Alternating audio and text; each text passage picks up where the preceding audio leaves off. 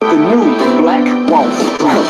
Do it right, build wealth, build life, economic empowerment, real tips, insight on the new Black Wall Street. It's on the new Black Wall Street. It's your host.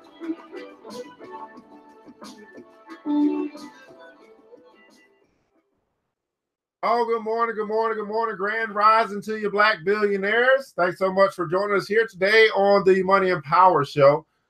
This is Black folk talking about money and the markets in the morning, man. I'm so excited about that. Black folk talking about money, talking about getting it. Oh, man, we must be doing something. That unique, crazy stuff. Oh, my good. We got to get it. Well, I'm your host, ERGJ, Certified Financial Educator, CEO of ERGJ Enterprises, ERGJ Black Bazaar, and also the international best-selling author of the book, The Black Billionaires Club. Study of Black wealth, study the 12 richest Black people in the world today who most of us don't know, and how they built their wealth. And I just simply, truly believe that if you want to be wealthy, big F, everybody don't want to do it, but if you do, study wealthy people. Study and learn what they have done and what they do and do what they do. And you'll find that you can have similar success in your life. Well, guys, not only is it a book, but it is a club as well that you can choose to join and be a part of the Black Billionaires Club, where we work together to learn what the billionaires do, learn what the successful people do, and do what they do. Everybody just do it together. So, hey, get the book, do it individually. Or you want to make it more powerful, you want to 10x that thing, join the Black Billionaires Club today. Simply go to www.theblackbillionairesclub.com, www.theblackbillionairesclub.com, and make a decision. A $10 decision or $20 decision to change your financial life forever. Well, this is the Black Money and Power Show, guys. We got an excellent show lined up for you today. We'll be going over, I believe, the 16th largest Black-owned business in America. We're talking about that and that Black CEO. We'll do a breakdown of a billionaire as well. And I think it's the 34th richest person in the world today. We'll really talk about why you should talk about money, by the way. It's important. I mean, we know we're going to be dealing with money for the rest of our life. But most of us simply do not choose to learn about money. And we find ourselves broke, busted, and disgusted. Well, you can turn that around today. You can choose a different direction today. And it can start with the Money and Power Show. If you could, do me a favor, go and let us know where you're connecting from, what city, what state, what city, what state, what city, what state you're connecting from. Of course, we're broadcasting right here from ERGJ Studios in Atlanta, Georgia, Decatur, where it's greater. Rep your city and let us know where you're connecting from. I always like to know just how far our reach is today. Just how far our reach is today. And if you could, maybe you care enough. Maybe you care enough about your brother, your sister. Maybe you care about the uneducated. Maybe you care enough to hit the like button, to hit the watch button, or watch party button, the share button, the invite button, whatever you can do to try and make a difference in somebody else's life. Because we got Black folk talking about money in the morning. And we talk about how to get it. And plenty of us, we say we want more money, but we don't tune into anything that talks about money. Therefore, our desires go amiss. Well, my question to you is, are you your brother's keeper? Are you your sister's keeper? Will you invite them right now? Will you share this with them right now? We can complain about what they don't teach us. As a matter of fact, I've been going to the schools all week, all over the past 2 weeks. And guess what?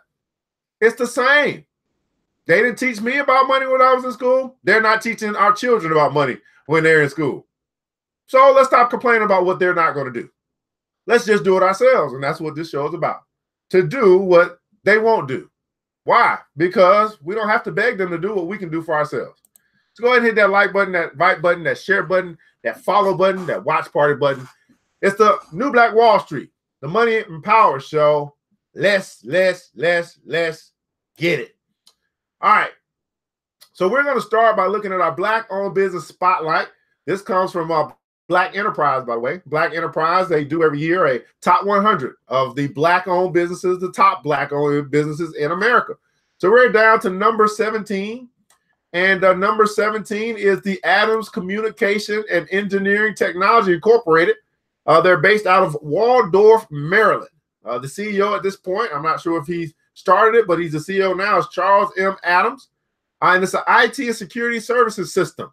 IT and security system services. So they deal with IT and security.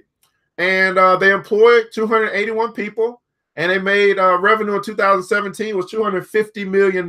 So Adams Communications and Engineering and Technology, the 17th largest Black-owned business in America. Well, let's take a look and see we can find out a little bit more about Adams Communication and Engineering Technology Incorporated. So here is their website, Adams Communication and Engineering Technology. About them, asset. Oh, okay. Asset. Oh, okay. So Adams. Okay, I get it. I get it. Asset is what the name of it. About asset. Asset. I get it. I get it. Play on words. So what's that called? When do you do that? A valuable, quality person or thing. A valuable, quality person or thing. Everybody put it down. So asset. ASSET. A valuable, quality person or thing. So they took their acronym and said, hey, then we're gonna call this asset. And yeah, I get it. I get it. Play on words. So Asset is they are an established technology company providing integrated products and solutions for government defense, intelligence, and other federal agencies. Their core competencies are aligned with the current and anticipated needs of our customers and addresses emerging global security challenges in key areas such as C4ISR, cybersecurity, health IT, intelligence, enterprise network operations, and unmanned systems, which are critical to the defense of our nation and its allies. So think about this for a second. 17th largest Black-owned business in America, deals with cybersecurity and IT. And I don't know, maybe you have a business and you need some security. Well, if you didn't know that we had a Black-owned business that did it, you might not support Black, so you might not practice group economics. But now you know of one. I don't know. I'm sure a few too small for them, but hey, you know of one. You know of a Black-owned business that deals in that area now, and this just happens to be the 17th largest Black-owned business in America. Now, also, you know what? I'm picking up now as well, especially if you're in business or thinking about being in business or something like that. Notice that they say that we have core competencies. So as you develop your brand and your business, I think it's important that you develop some core competencies. That makes sense, right? We need to do what the successful do. 17th largest Black-owned business in America, they got core competencies. This is what we stand for. Well, if I were to ask you right now about your business, would you be able to tell me very succinctly, right to the point, already understood, not have to think about it, what do you stand for? What does your business stand for, not you? Difference, by the way, between what you stand for, what your business stands for. Core competency. I'm going to be honest, I need to work on that myself. I never thought about, putting in some core competencies for my business. Because why do you do this? Because you expect your business to grow. And as you expect your business to grow, you have to onboard or hire new people, and you want to give them a clear vision and a clear understanding of what your business is about.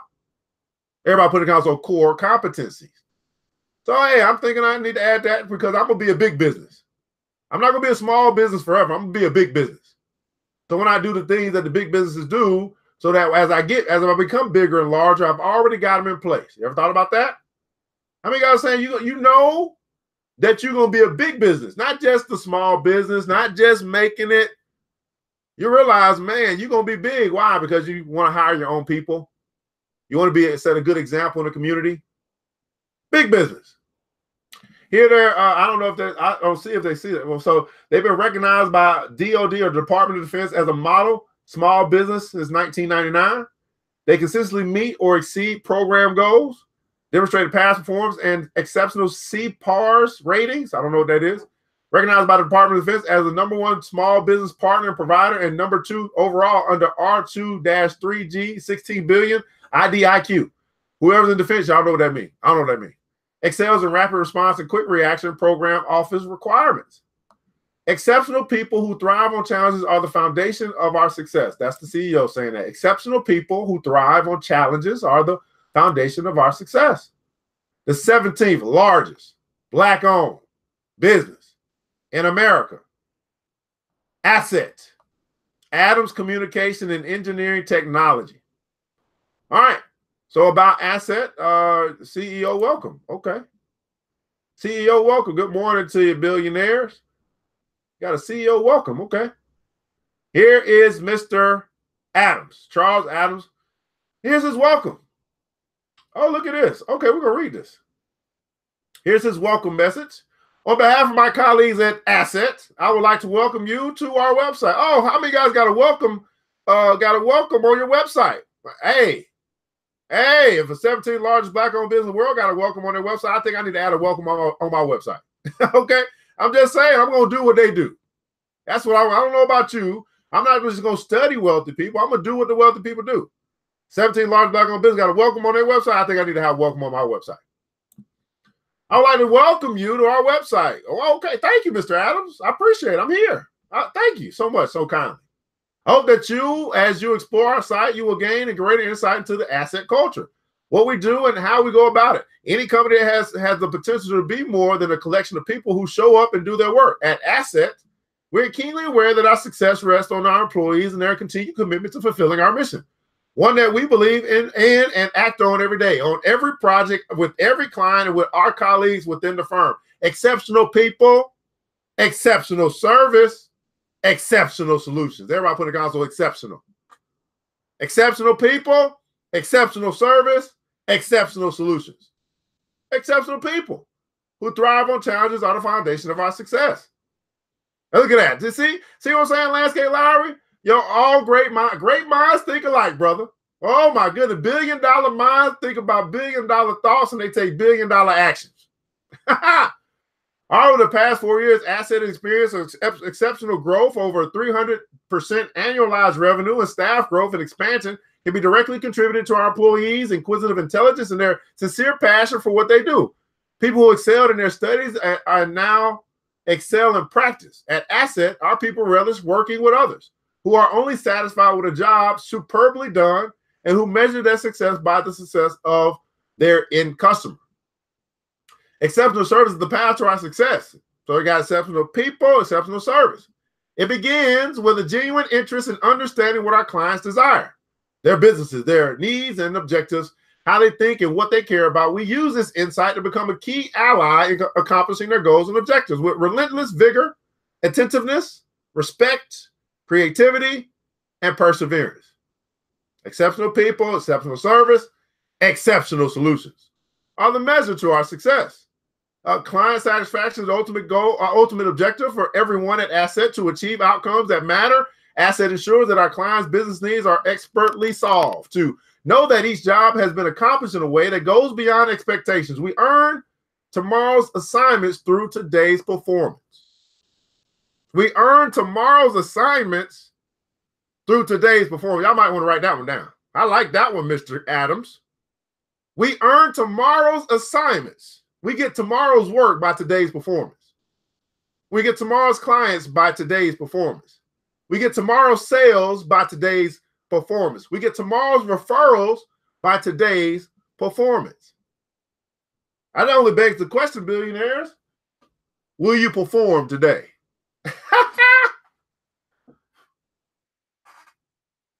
Oh, I'm gonna have to write that one down. We earn tomorrow's assignments through today's performance.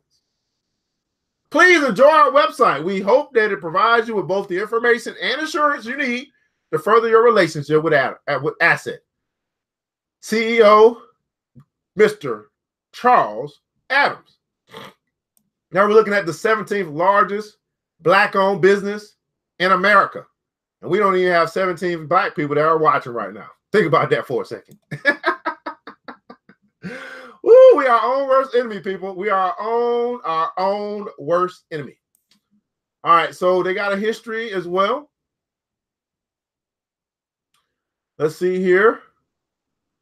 I don't know if I want to read all that. Okay, Grant. I want to look at the leadership.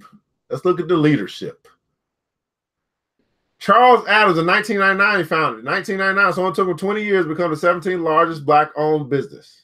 Charles Adams, founder, executive chief officer, and chairman of Asset, has more than 20 years experience in the intelligent community, supporting SIGINT, ELIT, COMMIT, space agencies, orbital science, software development, and systems engineering programs. Mr. Adams served as senior signals intelligence analyst at Field Station Berlin in Germany. In 1987, he relocated to Washington, D.C. metropolitan area and began working with TRW as a software engineer and signed to the Naval Space Command Center. In 1990, Mr. Adams joined Lockheed Martin, formerly GEO Aerospace, and held positions as senior software engineer and principal systems engineer, at which time he became certified as a satellite engineer.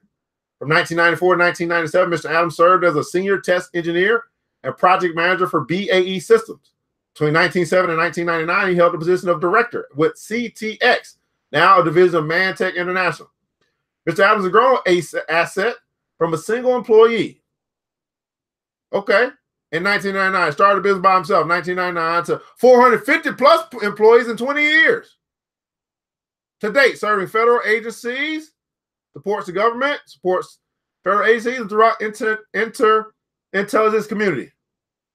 Department of Defense, then Veterans Affairs. Additionally, his stewardship has led to several multi-billion-dollar IDIQ contracts, wins over the past 3 years, along with $500 million in task order award wins during 2012 alone. Mr. Adams holds a master's degree in computer science from the University of Maryland and a bachelor's degree in music education from Westchester University. Why'd you go get a music degree?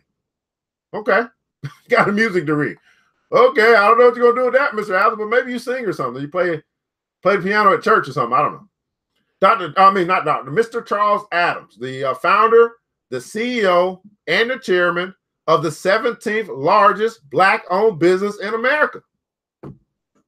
We salute you today here on the Money and Power Show. Mr. Adams, keep doing what you're doing, but do it better. Yes, keep doing what you've been doing and do it better. Asset. Again, 17th largest Black-owned business in America today. And we just took a look and did a breakdown of that Black-owned business. So don't tell me that we ain't doing business. Don't tell me that we, this, and all this stuff we be talking about in the community. It just means that we are uninformed. We're ignorant, uninformed, and we make decisions based off our emotions versus what's really going on. Time to wake up, people. Now you got another company that you could support. If only you knew about it, right? You had to know about it first, and then now you can know about it. Say, oh, man, now I know where I can go to get these services. That's it. All right, let's keep going. So that's Mr. Charles Adams. We're going to take a look at our billionaire breakdown of the day. We're going to be looking at Mr. Giovanni Ferrero. Okay, who the heck is that? I don't know. Giovanni Ferrero. So Giovanni is the 37th richest person in the world, according to Forbes. Of course, Forbes comes out on a list of the wealthiest people every year, and Giovanni is on that list. His real net worth right now is $22.3 billion. Oh, he's the chocolate guy. Okay. So Giovanni Ferrero is the son of Michael Ferrero, who turned the family's namesake confections business into a global giant. Another family business. Are you guys starting to get the picture? I mean, I think it's been, I don't know, all 37 of these billionaires that's I've seen, I think has got, other maybe two not, have been high net worth individuals because of the family business. I'll start to get the picture there about putting down some family business. Giovanni Ferrero is the son of Michael or Michelle, I don't know, Michelle Ferrero, who turned the family's namesake's confections business into a global giant. So Ferrero, when y'all go get those Ferrero Rocher or those little chocolate boxes of chocolates or whatever, y'all are, it's coming from the Ferrero family. The firm is best known for its iconic Nutella chocolate hazelnut spread, its Kinder chocolates, and Tic Tac mints. All right, how many of you guys have tried Nutella before? That's Ferrero. That's the Ferrero family. That's the Ferrero family business. Giovanni served as a co-CEO with his brother Pietro, who died of sad to hear that. Sorry to hear that, Mr. Ferrero family.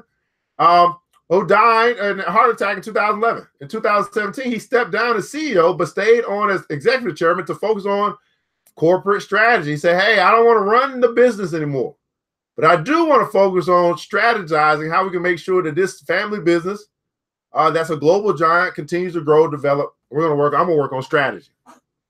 In January 2018, he inked a deal with Nestle to acquire the company's entire U.S. confections business for $2.8 billion. Right. You know what, Corey? Thank you so much for saying that. Thank you so much. Think about that, what you just said, Corey. I mean, I like that, Corey. I love your perspective and your insight. This is a billionaire selling chocolate. This is the modern day Willy Wonka. You can't tell me whatever it is that you have a desire to do, whatever it is that you want to build, you can't become rich. He's selling chocolate. Not cars, not diamonds, not, I don't know, chocolate. And guess what? A whole bunch of people like chocolate. I would just say billions of people like chocolate, and he giving people what they want, chocolate. And the family over time has built a multi-billion-dollar business selling chocolate. I don't know. Maybe that need to hit somebody in the head for a second. What the monkey? A multi-billion-dollar business selling chocolate.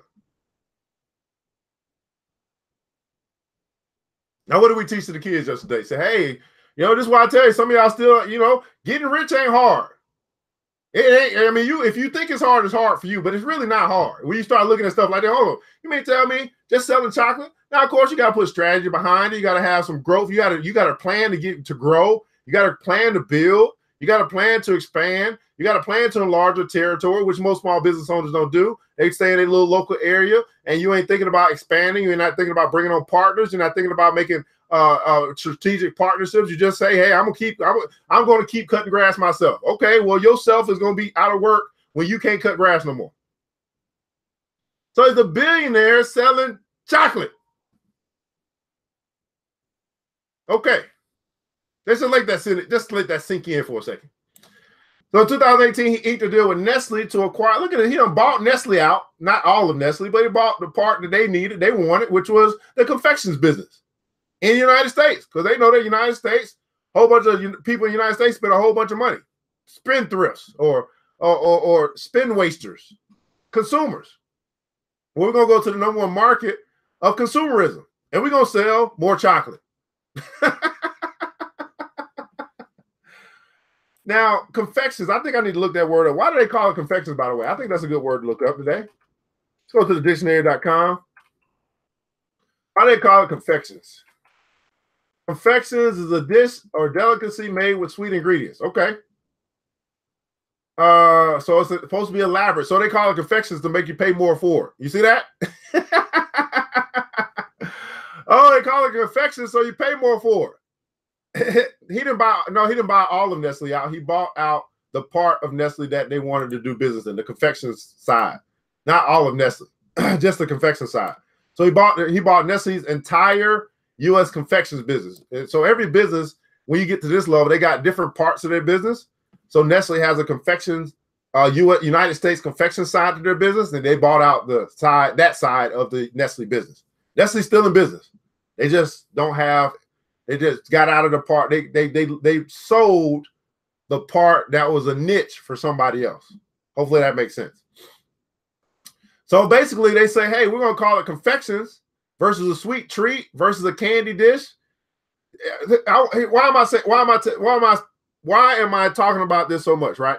Because if we understand that vocabulary means something, and simply by using a different vocabulary word that's more high-end in understanding, you get people to pay more for something.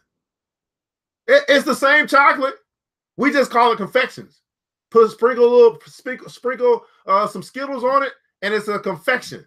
And guess what? People are gonna pay more for it because it seems like it's very delicate. It's elaborately constructed. It probably costs us 20 cents more to do, but people pay $20 more for it. We understand that there's a different vocabulary level. And by increasing or expanding your vocabulary, you can get people to pay you more money simply because you use different words that mean the same thing. Oh, don't shout me down because I'm preaching good. You don't believe me? Okay. Well, let's look at the automotive industry. Take a look at the automotive industry. We got something called Nissan. Right? Well, Nissan, they make cars. And then what they do is they take that same chassis, and instead of putting a Nissan on it, they put Infinity on it. And Infinity is a different vocabulary word, different brand, different ambiance, and people pay more for the Infinity. But it's the same car. So because they use a different word, they use different marketing, add a few more bells and whistles. You and I think it's a nicer car, and our perception of a nicer car means that we're willing to pay more for it. That's how it works. It's called dupe and delight. Everybody putting console dupe and delight. See, we start learning about money, start pissing you off too. You're like, oh, man, it's called dupe and delight. That's what it's called. Don't stop now. I'm going to preach you this. Source of wealth, Nutella's chocolate, self-made, score 4 out of Brussels, Belgium. Ferrero is a novelist he also done wrote 8 books. Okay. He's also married to Paolo Rossi, an official at the European Commission. Okay. And it looks like look at this. Okay. So Giovanni says this: I strongly believe that attention to employees' needs, to their families, to their life, even when they quit working, cements a social cohesion that is mutually beneficial. And here are the parents: Maria Franco Fasoli. I guess no, that's a parent. And here's a connection: Albert Frere. Oh, these are just connections. Okay. All right. So that is the 37th richest person in the world, Giovanni Ferrero, $22.3 billion, running a family business that sells chocolate, Confections.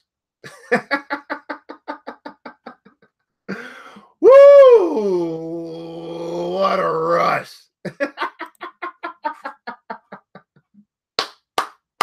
So we take a look at the Black-owned business spotlight today. 17th largest Black-owned business in the world, Asset, Adams Communication and Instruction Technology, run by Mr. Charles Adams. We took a look at that already. We'll go back here. Mr. Charles Adams right here on the left, black man, running the 17th largest Black-owned business in America. Take a look at the 37th, I believe, 37th richest person in the world, according to Forbes.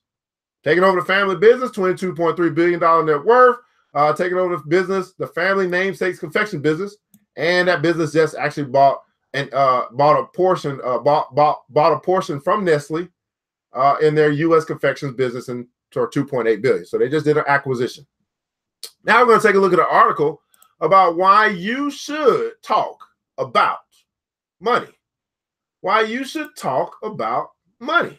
Now we know, I think we understand, money is one of those taboo topics. It's like, if people get uncomfortable when you start talking about money. This is why we only have 9 people paying attention right now, right? But although we want money, we want more of it. Although we're going to use it for the rest of our life, we just have been trained, conditioned, programmed, learned to not talk about money. Well, guess what? Here on the Money and Power Show, guess what we talk about? Money. If your friends don't talk about money, might be time for some new friends. I shared this with the students yesterday. I went to Redan High School. I told them, I said, listen, when it comes to money, what happens is when it's time to spend it, your friends will show up. When it's time to earn it, they disappear. Time to find some new friends. You ready to go shopping? Oh, they ready to shop. When you're ready to go party? Oh, they ready to party. When you're ready to go drinking? Oh, they go drinking.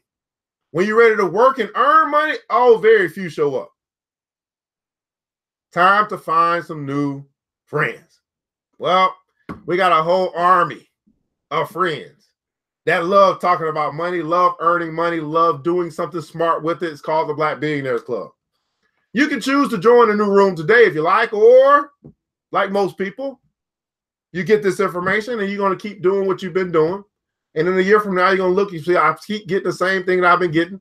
I had the opportunity back when it was cheap and inexpensive. I could have did it, but I didn't. And now, it's double the price. Oh, man, I don't want to do it now because it's more expensive. And then the cycle continues. I'm just simply asking you to consider making a decision to change your life forever. You can keep hanging around with people that want to spend money with you, or you can find people in your life that want to help you make more money. That's called living a good life. That's called finding like-minded people. But of course, you got to become that like-minded person first. You got to be a person that's saying, hey, I'm going to earn some more money this year. You got to be a person, hey, I'm going to get out of debt. And you start finding people that's looking to get out of debt as well. And then now we can do something because we're in agreement. But if you want to stay in debt and I want to get out of debt, I can't hang out with you because we're not in agreement there. Does that make sense?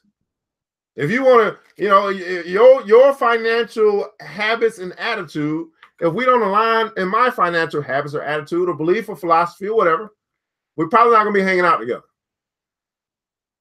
There's a reason why the rich don't really hang out with the poor. It's not because they're rich and the other people are poor. It's because of philosophy. They think different. They do different. They act different. They value things different than poor people. If your friends don't talk about money, you need new friends. This is from none other than Grant Cardone back in 2016. He wrote this little piece. Most of us have been taught that money is the root of all evil. And one of the things you do not talk about. In society, it seems like it's all right to tell people you are broke or middle class, but get rich and you can't talk about money anymore. For most people, it's like hearing nails on a chalkboard when someone talks about their Rolls Royce, their jet, and their country club. Why? I want to give you permission to talk about your financial success. Instead of being offended by those who talk about money, you should avoid those who don't. And be wary of those who can't make money, who spend all their money, who can't pick up the bill. You can't learn anything from penny savers and misers who squeeze a quarter until the eagle cries. It's not true that it takes money to make money. It's not true. It's not true that it takes money to make money. The truth is that it takes courage to make money. Everybody playing console, courage. It takes courage. 80% of all millionaires today are first-generation millionaires. They didn't inherit their money or start with money. You have to be courageous, connect with new customers, get more attention, and dominate your customers so that they can think of no one else.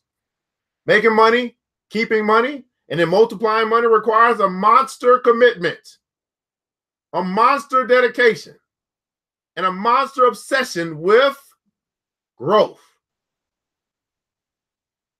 If you work for someone else, take responsibility for growing the company, not just earning a paycheck.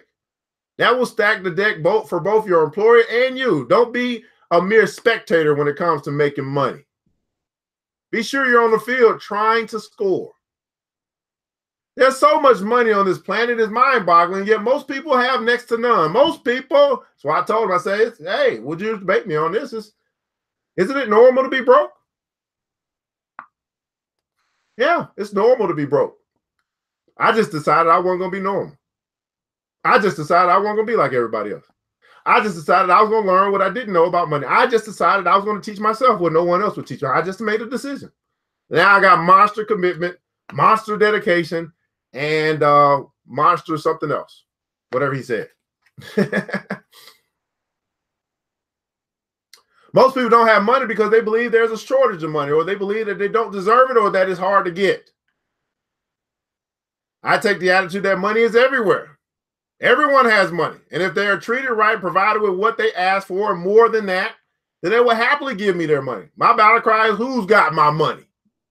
Everybody put on, so who's got my money? When I was a young salesman and needed new shoes or a new suit, I would show up to work and ask myself, who's got my money for my new suit, my new shoes? I would look for a customer to buy my products or services, to get money for the products I in turn needed. You want revenue? Instead of being obsessed with never having enough, focus on how much money there is and on getting in front of those people who need what you are offering. Money is everywhere. Money is everywhere. And my goal is to get mine. Because this mindset, money comes to me easily, effortlessly, and abundantly. I can spend a lot of it and give it away and still have plenty. Now, I think this is a good book. Look at this. Look where it comes from. It comes from his book, Be Obsessed or Be Average. Everybody put in comments, be obsessed or be average. Be obsessed or be average. The choice is yours. Who got my money? All right, so Grant Cardone, guys, you guys might know him. He's a millionaire, getting close to billionaire status, not quite sure. Real estate, motivational speaker. This dude has been. I respect Grant Cardone so much just because I was around his upward mobility back when he didn't have much, and he just been grinding. And I'm not gonna say grinding. He's just been working. He's just been putting out content. He's just been helping other people for a long time. So I can respect him because I know I remember when I first was introduced to some of his teachings. This is just back from closing sales. And he's taking that to a whole nother level. So I can respect the growth that this man has gone through, and he's literally teaching people how to do what he's done. But just like anything else, guys, we can read the books, we can I don't know, watch the series and all that stuff, but at the end of the day, the numbers are the numbers. 95% of the people who get information, who get knowledge, won't do something with the knowledge. And therefore, 95% of people remain average. The crowd is broke. If your friends don't talk about money, time to get some new friends. All right, guys, time for us to look at the stock market, guys. Do a quick stock market recap. I also played yesterday. I was able to sell a little bit of what I had yesterday while the market was up, but I got my stuff out. I took some money out of the market, and I'll talk to you guys about why I did that in just a second. The market here, we see yesterday, the market reopened after being off on Monday and President's Day. Tuesday, the market was back open again, and we were doing something called trading.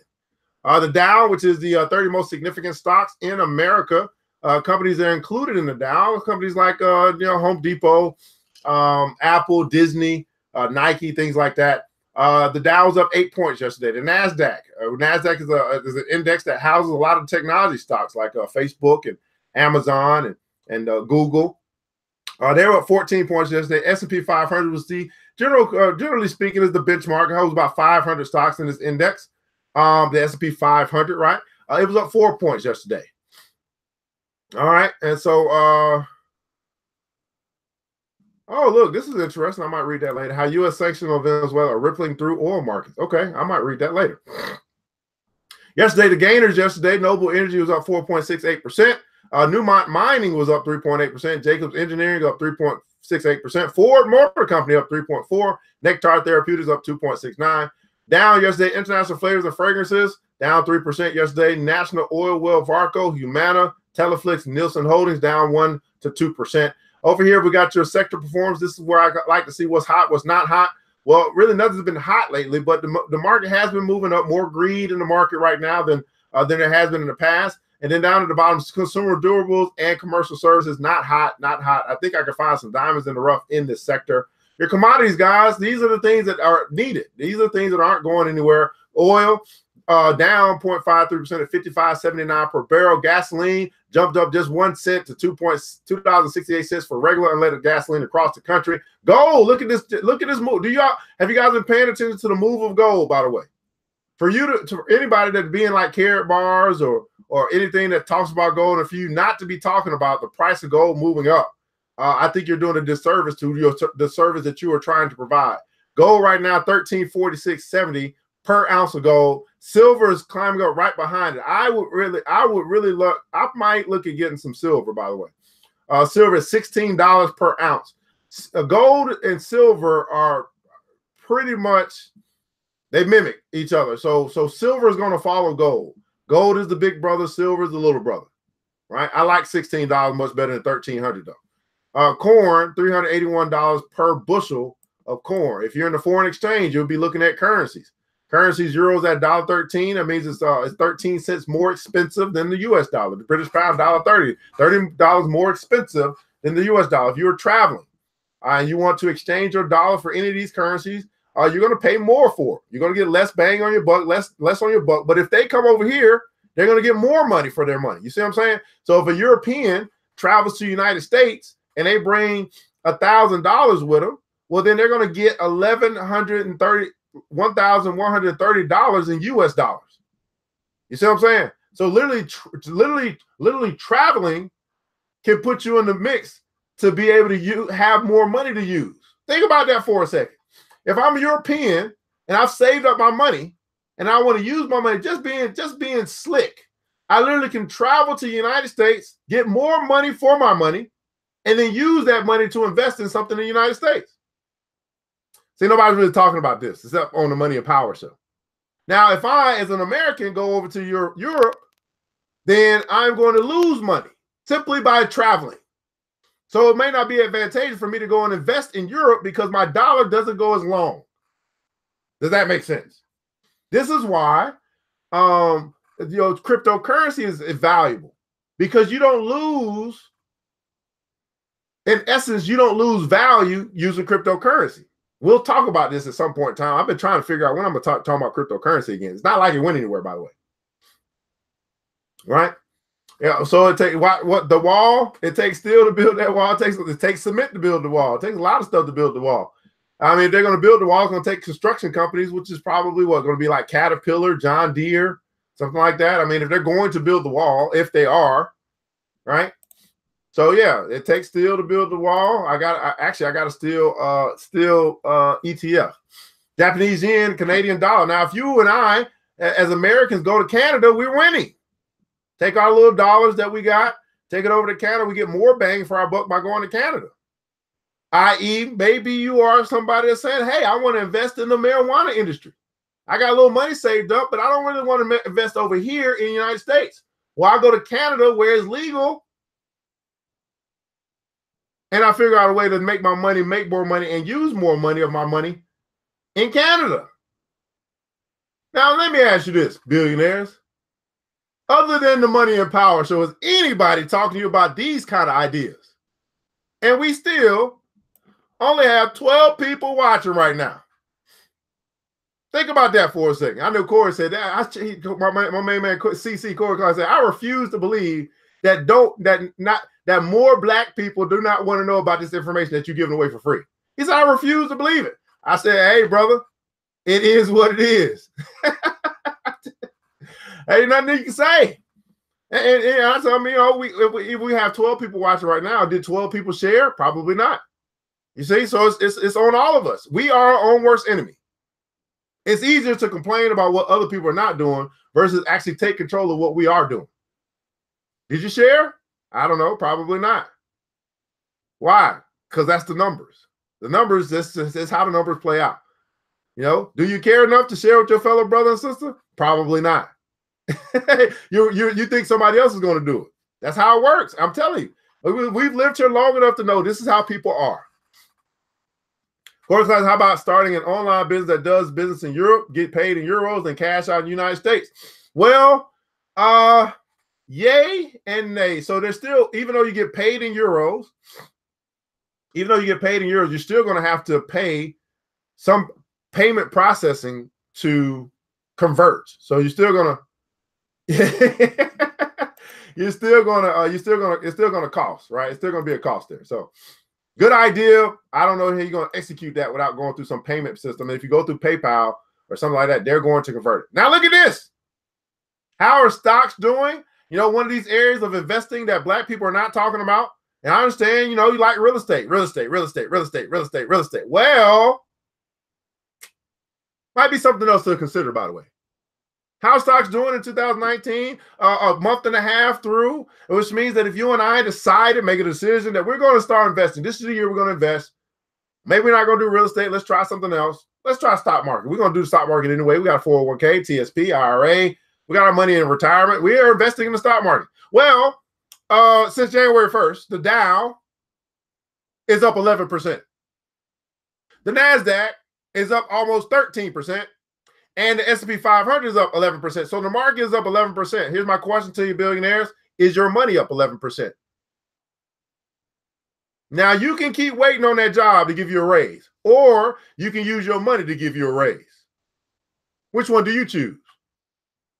Let me repeat that again for the people in the back. Now, you can wait on that job to possibly give you a 25-cent raise at the end of the year. Or you can take some of your money that you're getting from the job and start to make that money work for you, and then you can let your money give you a raise. Huh? Which do you choose? That's why I keep telling people it's a choice. I thought for a long time, I was like, man, now it's the circumstances. Now it's where you was raised. No, this and this and no, it's not. Nope, it's a choice. We're literally just watching everybody else get rich. It's kind of, I mean, once you start learning, you're like, look at what we're doing. Look how foolish we are. That's where we choose to spend our energy, our time. That's where we choose to You know, man, I would rather, instead of protesting, I'd rather go to the library and learn what I don't learn about money, so I can let my money protest for me. Right? Look at these numbers. Now, here's what I want you to understand. A little financial education real quick. It's called opportunity cost. Everybody put in console opportunity cost. It's just a simple understanding. Opportunity cost. You're going to trade something for something. The question is what? Opportunity cost means trading. You're trading something. You're trading your time at the job to get a pay, right? You're trading something for something. Everything in life is opportunity cost. Risk versus reward. You're trading something. Now, here's the problem in Black America. We're trading our power, our money power, to spend on stuff instead of trading our money power to invest in things. Okay? So every dollar that you waste in consumerism is one less dollar that you have to invest for your future. Let me say that again for the people back. Every single dollar, every penny that you waste to gratify the desires of today is one less dollar, one less penny that you got to invest for your financial future of tomorrow. I want to tell you, it's simply not worth it. Not worth the cost. I'm tired of mortgaging my future for the now. I'm tired of signing contracts and mortgaging my future for the now. It's too costly. It costs too much. Not only does it cost me, it costs my children. It costs my children's children. It costs my unborn children. Every time I make a decision to mortgage the future for the now, it costs too much. Opportunity cost. You're trading for something. Question is for what? Fear and greed drives the market too. We call it sentiment, by the way. It's pretty greedy right now. This is why I put some sell orders in yesterday. I said, I'm going to take this. I'm going to take a little bit of this 40% off. I'm going to take a little bit of 40% back. For those that don't know, I had a position in Hilton. I bought Hilton back when it was $50-something. It's now $80-something. I sold it at 82. That's a 40% return. 40%. Now, I didn't sell all of Hilton. I just sold some of it so I can get some money off the table. Sometimes you just got to take some money off the table. I mean, 40%. Now, what did my mentor teach me? Don't be greedy. I could have went for 50%. I could have tried to go for 80%. I could have tried to go for 100%. I'm not going to be greedy. I'm going to take that 40%. Thank you, man. Wham, bam. Thank you, man. Now, I still am in Hilton. I just took some money off the table. Who's teaching you that? So my mentor says when people are greedy, this tells us that people are greedy right now. Be fearful. When people are buying, be selling. Okay. When people are fearful, be greedy. Well, it's not fearful right now, so I'm not going to be greedy right now. When people are selling, you should be buying. Okay. Well, people ain't really selling right now, so I'm going to be in a whole sell position right now. I can teach you this stuff if you make a decision. Right? I value my mind. I'm not going to work for you for free. Nope, not going to do that. That's something I'm not going to do. That means that you literally would want to exploit me. And I don't think that's fair. All right, let's take a look here. We're going to dig in the Dow. We're going to take a look at Johnson & Johnson today, guys. Johnson & Johnson is on tap. Let's take a look at today. Now, I don't know what this is. Oh, that's what I pulled up. I want to look at that later. All right. Johnson & Johnson. Johnson & Johnson is $135.69 share stock. That means it's $135 for you to get one share of Johnson & Johnson if you decide to do that. Look at this. Their ex-dividend, they're going to pay on 225s in 5 days, 90 cents per quarter, right? It's a quarterly dividend. They're paying 90 cents per quarter. So we can do the math real quick. I don't know how to go to the site, but we will. 90 cents times 4, that's $3.66, right? $3.66, $3.60.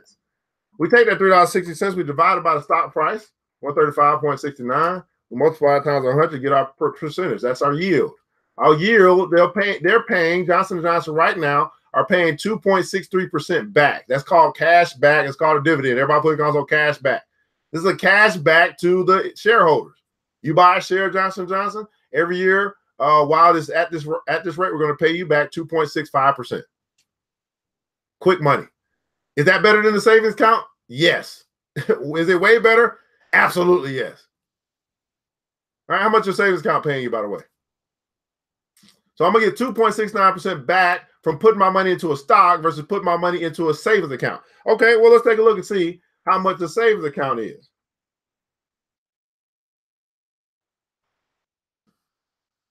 I'm in Atlanta, so we're going to take a look here and see, okay, if I put my money in savings, all right, now the cool thing about savings means that it's liquid. I can go get it whenever I want.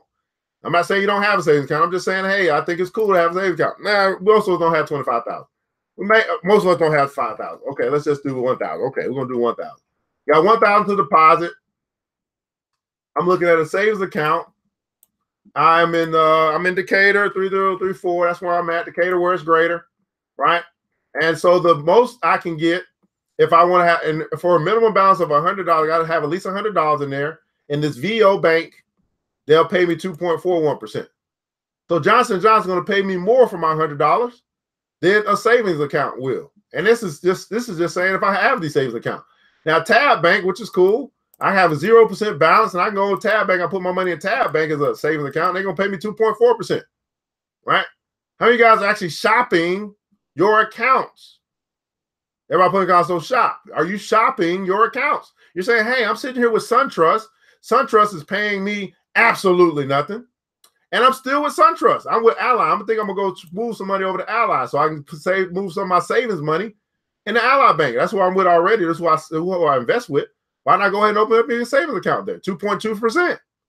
I mean, that's better than 0.5%. That's better than 0.001%. I mean, why would I keep my money in a bank that doesn't want to pay me nothing? Look at this. Look at the points. Let's get down to here. All right, let's get down to your real banks. Look at this. Applied Bank, USAA. Look at that. Look what the USA is doing. You got to put $25 in. They're going to pay you 0.09%. You guys understand? It's a new era. Huh? Citizens Trust Bank.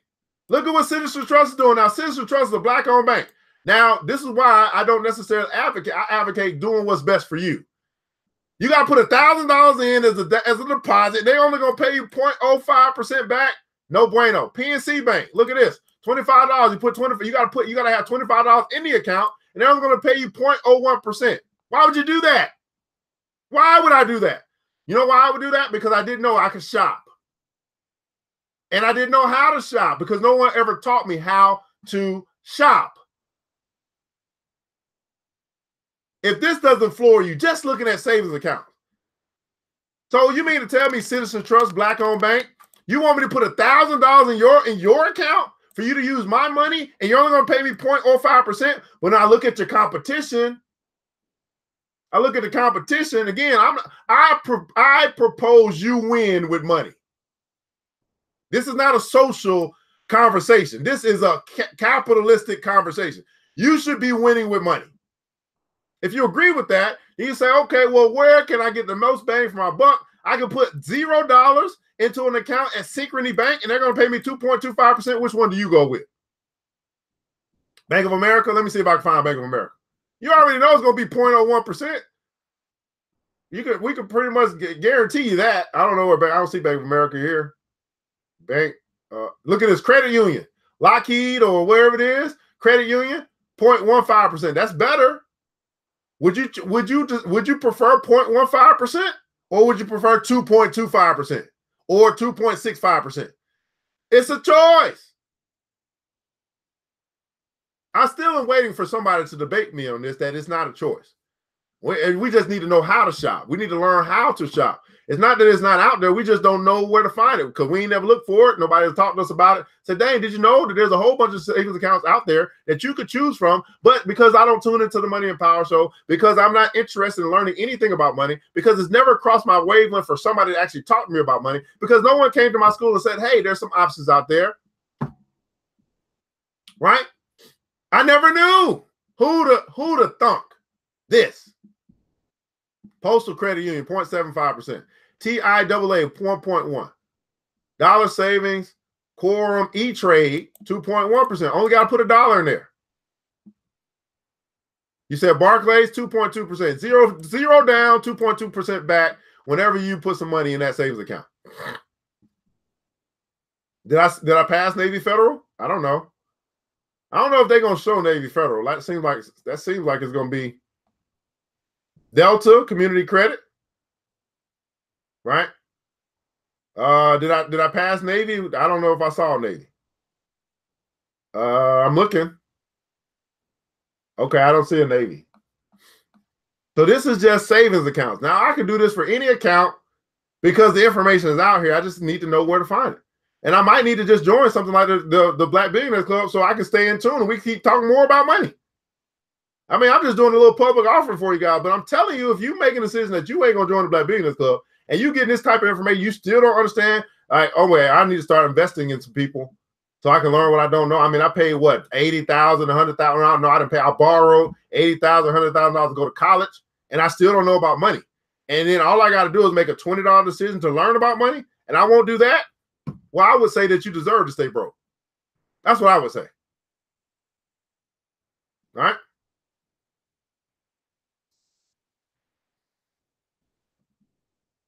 So 3 to 3.5%. Oh, you want to look at CDs? Oh, okay. Let's look at CDs. Oh, I like that. Oh, I like that too. CDs, huh? Okay. Let's look at some CDs. Oh, y'all like the CDs, huh? National average for CDs, 5-year CD, right? 1.44%. Now, why would you lock your money up for 5 years for 1.44% when you can put your money in a savings account for 2.44% and have access to it whenever you might need it without having to pay a penalty? Why would you do that? It sounds good, but I want to say this again, and I'm not you, Miss Patrice. I just want people to understand this is a new era. This is 2019. The things that we thought about in 1999, 1989, 1979 are not the same. So although a CD sounds great, would I trade the ability to have access to my money without a penalty, right, for a CD that's going to pay me less and lock my money up for 5 years? Now I know are we going to look at CDs? I mean, I'm just looking at this national average. I'm talking about that. But let's go look at the CD if I can find it. All right, let's go look at the CD. All right, our best CD rates. Now, how much money are we going to talk about? How much money are we putting in to a CD, by the way? How much money are we putting into a CD? 5,000? Okay, let's go with 5,000. All right, I'm back in my city. Right? Back in my city. What's this website? Bankrate.com. Bankrate.com. You want to shop for money? Go. You want to shop for a mortgage? You want to shop for you want to shop for a car loan or whatever? Great place to start. Bankrate.com. Let's see here. I don't see that they don't have too many. Did I put everything in? Nothing changed? Okay, specific terms. Okay, there we go. All right, so bankrate.com. We're gonna go longer. How long did you say? You said for how long was the CD? On CDs right now, how long? Well, of course, the longer you go out on a CD, the more they'll pay. So let's do 3 to 5 years. How about that? So they're only showing one, all products. All right. So we got 3 to 3.5%, right? Now, Capital One says, hey, you can do a minimum deposit of 0. You don't have to have a minimum. We'll pay you back 3.1%. But what you put in is going to be locked up for 5 years. Okay? right? You said 12 to 17 months. Okay, so we want to do 1 year. So 12 to 17 months is going to be less. Okay, let's do 1 year. So you're saying 1 year, 12 to 17 months? Okay. Right? First Internet Bank of Indiana, you got to put 1,000 in, 2.9%. So that's a 3.35% increase off of the savings account. So for me,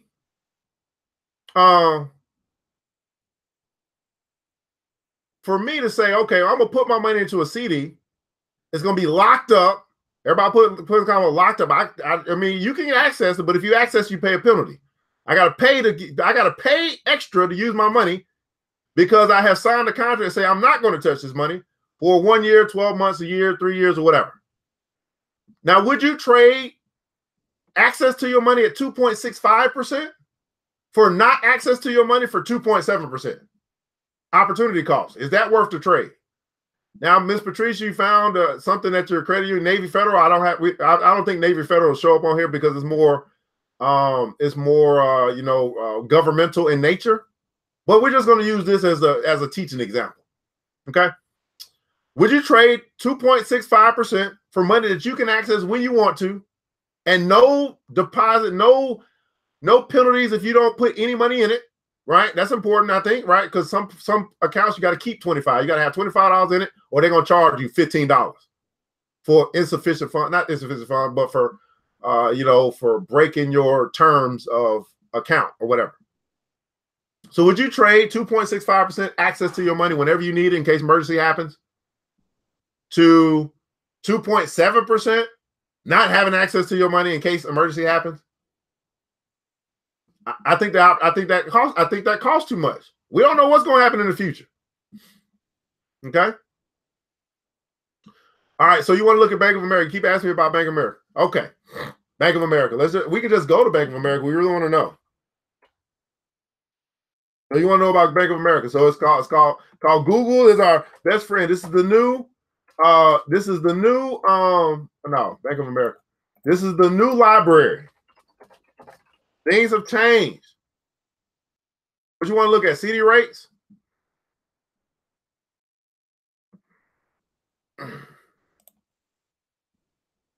So this is Bank of America. See if they're gonna give me some CD rates. All right, look at this. Fixed CD as a predictable return long-term contract, 0.41% on all balances. $10,000, your minimum opening balance.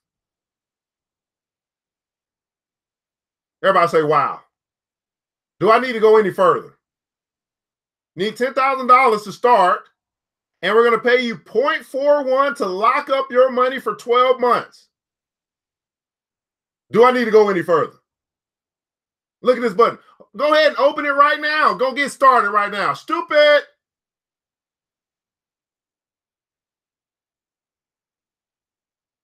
Huh?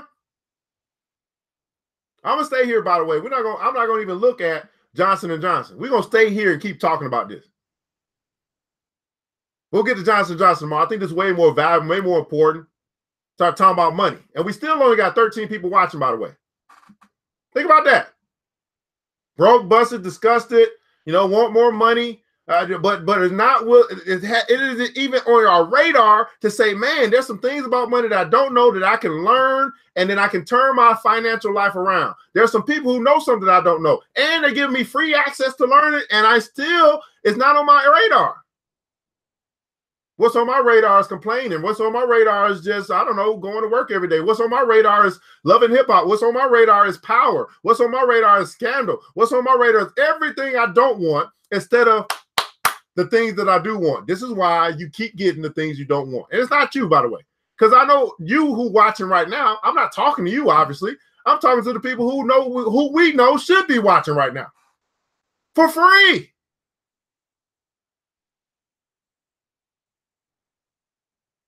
Mr. Taylor, any other questions about Bank of America, by the way? There might be a reason why they weren't on that list, because they don't even, really, who would do this? Idiots. That's who would, because they don't know about money. This is the CD. So you want to talk about the savings account? I can go to the savings account, Mr. Taylor. This is the CD. You want to look at the savings account? Okay, let's take a look at the savings account.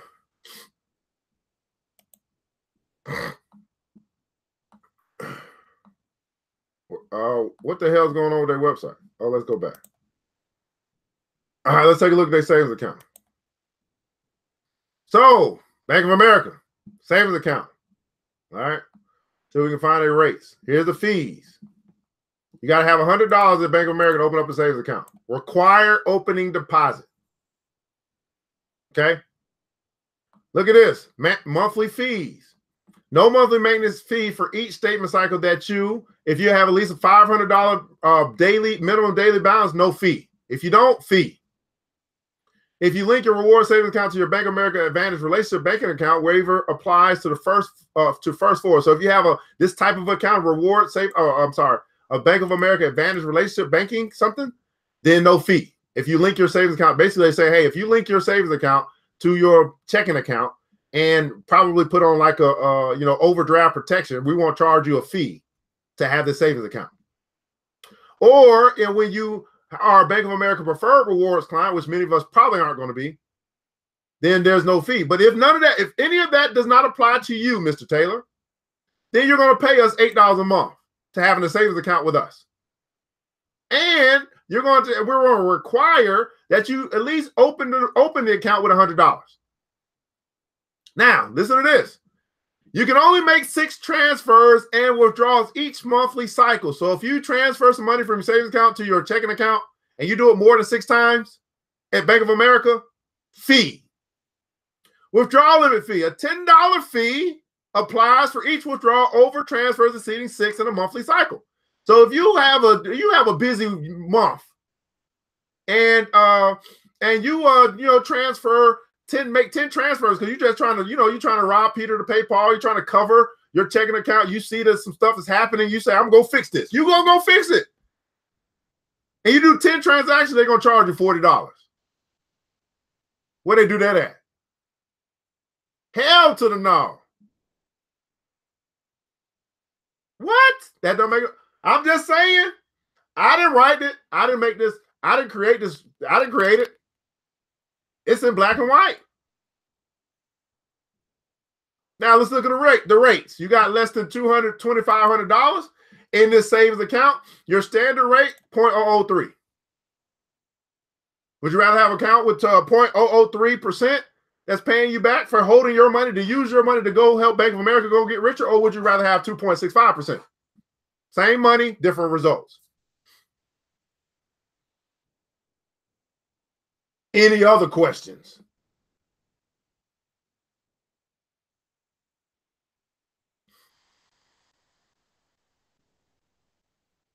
Landscape Live said, Bank of America was my secondary bank, and when I wasn't money conscious a few years ago, I was charged $12, $15 for about a year until I woke up, and I don't go for none of that anymore, right?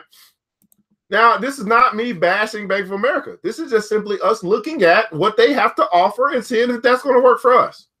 Bank of America, you're going to keep doing what you're doing. Keep doing it. You're doing a good job. You're just not going to get none of my money because there are better options out there for my money. Now, notice this, right? Notice this. You put more money in the account, still 0.003%. Put more money in the account, still 0.003%. Any other questions? You get preferred rewards, you go up 0.01%. You go up to the next level, go up 0.02%. Go up to the next level, 0.06%. Why would I do that? Well, the only reason why I would do that is because I don't know about money. I haven't learned about money. I didn't know that I could shop for savings account. I didn't know there were so many different options that were out there that could actually help me. Everybody said, put in console, help me. There are other options out there that could help me make my money work for me in a much better way. I just simply didn't know, which means I just so simply ignorant. Well, how do we cure ignorance? It's called education. What do I do here? I teach you about money.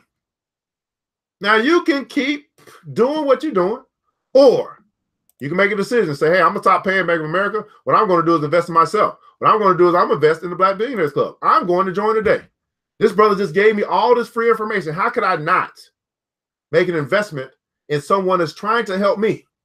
I've been making investments a long time. And I've been investing in people who want to take from me instead of investing in people who want to help me.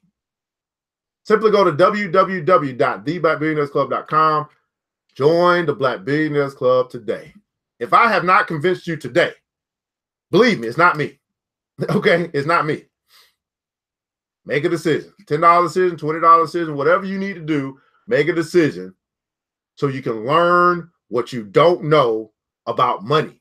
Because what you don't know is hurting you. All right, my beautiful people, in the comments below, I'd like for you to share something that you learned today. Right? I don't do this just to do this. I do this to make a difference. And hopefully we made a difference in your life today. Was this worth your time and why? This is the Money and Power Show where black folk are getting up. We're getting together, 13 people. That's cool. We might start with 13. Pretty soon we're going to have 13,000. I see it. Talking about money, helping our own community, sharing, liking, inviting, watch partying. We've been talking about money this morning, and hopefully your eyes are starting to open up. You're saying to yourself, man, number one, I got to join the Black Billionaire Club. I ain't going to delay no more. Number two, I need to invite somebody else because I know somebody else that's waiting in the wings for me to tell them about something that's going to help them with money. This is the Money and Power Show. The black folk talk about money and the markets in the morning. Today we've covered the 17th largest black-owned business in America with black CEO Charles M. Adams. We've gone over the billionaire of the day, Giovanni Ferrero, the 37th richest person in the world, and they got their way selling chocolate. We covered an article from Mr. Grant Cardone talking about why you should talk about money. And we did a quick stock market recap. Then we got all off. We started getting into bank rates and savings rates and CD rates. Now, let me ask you this. I just did something for you for free, but how much would this really cost? If I said, you know what, I want to take what I did, I want to make it into a little class, I want to teach people about money. How much you think what I just did for you for free? How much you think I really could have got for? You see what I'm saying? That's why I say that free is the killer. It's the 4-letter cuss word in the black community because people simply don't value free. But I know I can take what I just did, simple to me, gave it to you or gave it to your friends or whatever, $50 a watt, easy. All right, Derek Tate said he learned about stock yields. Miss Patrice Newsom said I learned and I'm on the right track. Yes, you are. I started reaching banks a year ago, and now I'm learning about investing. Absolutely. Well, guys, thank you so much for tuning in. Thank you so much for your likes, your hearts. Thank you so much for sharing. Thank you so much for caring. Thank you so much for hitting the watch party button. Thanks so much for inviting your friends. We can't make them come, but we can invite them to the party. I want you to remember this, that it takes a village, and it starts with us. Let's build wealth together. What you don't know about money is hurting you, but you can choose to learn what you don't know. We all we got, but guess what? That's enough. Until next episode, Mr. DJ, hit the music. I think. The new Black Wall Street. Thanks you for joining the show. We gave a lot of great tips, but it's time to go. Take the knowledge we shared, hope you use it and grow. We will see you all there at the next episode of the new Black Wall Street.